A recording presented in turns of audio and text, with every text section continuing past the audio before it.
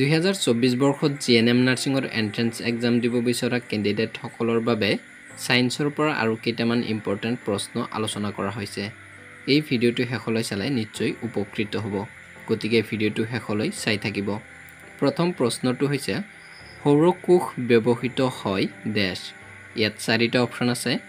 এ নম্বৰত আছে কেলকুলেটৰত, বি নম্বৰত আছে যান-বাহন নিয়ন্ত্ৰণ সংকেতত, চি নম্বৰত আছে দূৰদৰ্শন ৰিলে কেন্দ্ৰত আৰু ডি নম্বৰত আছে ওপৰৰ আটাইকেইটা।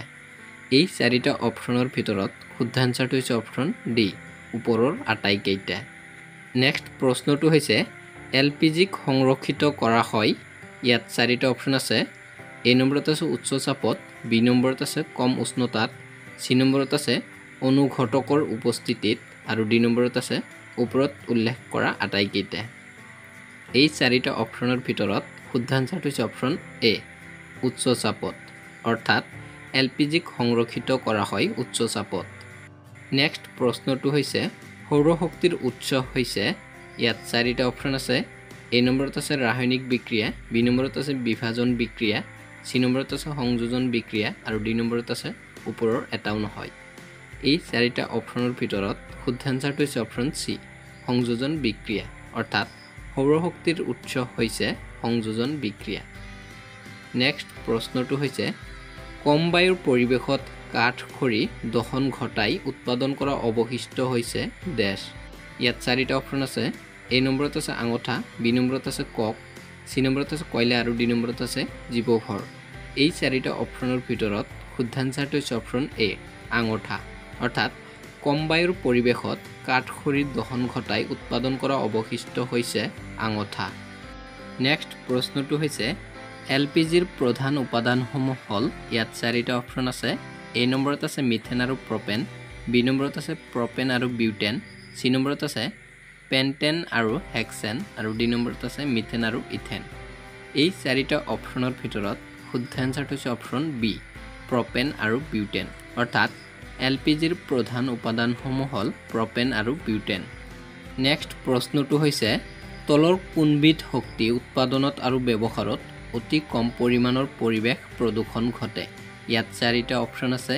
এ নম্বৰত আছে নিউক্লিয় শক্তি, বি নম্বৰত আছে তাপীয় শক্তি, চি নম্বৰত আছে সৌৰ শক্তি আৰু ডি নম্বৰত আছে ভূতাপীয় শক্তি।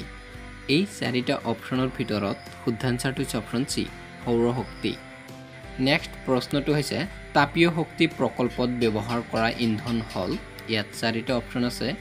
এ নম্বৰত আছে পানী, বি নম্বৰত আছে ইউৰেনিয়াম, চি নম্বৰত আছে জীৱভৰ আৰু ডি নম্বৰত আছে জীৱাশ্মজাত ইন্ধন। এই চাৰিটা অপচনৰ ভিতৰত শুদ্ধ আনসাৰটো হৈছে অপচন ডি, জীৱাশ্মজাত ইন্ধন। নেক্সট প্ৰশ্নটো হৈছে তলৰ কোনটো অপৰম্পৰাগত শক্তিৰ উৎস। ইয়াত চাৰিটা অপচন আছে।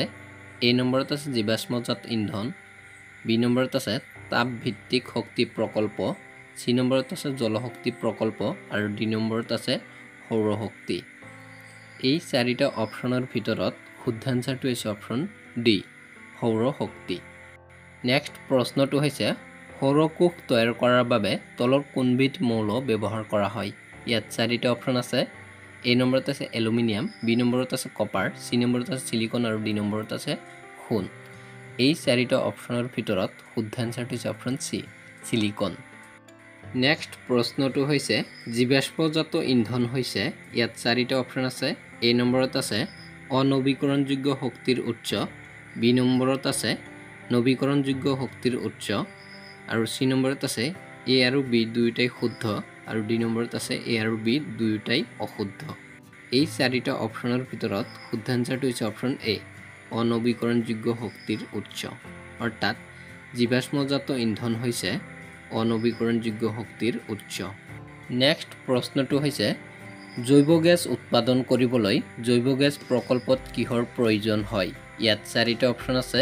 এ নম্বৰত আছে পানী কিন্তু অক্সিজেন নহয়, বি নম্বৰত আছে অক্সিজেন কিন্তু পানী নহয়, চি নম্বৰত আছে পানী আৰু অক্সিজেন দুয়োটাই আৰু ডি নম্বৰত আছে পানী নতুবা অক্সিজেন কোনো এটাও নহয়।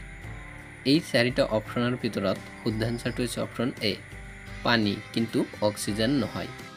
নেক্সট প্ৰশ্নটো হৈছে তলৰ কোনবিধে সূৰ্যৰ পোহৰ পোনপটীয়াকৈ বৈদ্যুতিক শক্তিলৈ ৰূপান্তৰ কৰে। ইয়াত চাৰিটা অপশ্যন আছে।